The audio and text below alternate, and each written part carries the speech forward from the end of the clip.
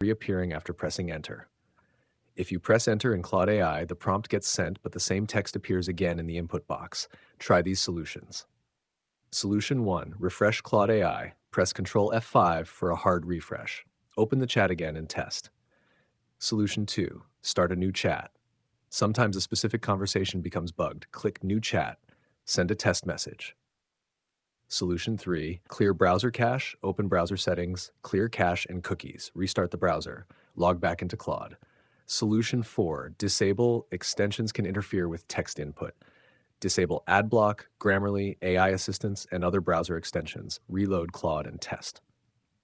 Solution 5. Turn off VPN. A VPN may cause synchronization issues between Claude and its servers. Disconnect VPN. Refresh the page.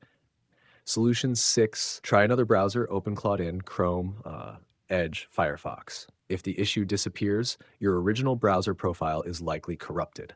Solution 7. Check internet connection. A weak connection can cause Claude to think the message was not delivered, causing the prompt to reappear. Restart your router. Try another network. Solution 8. Log out and log back in. Sign out of Claude. Close the browser. Sign back in.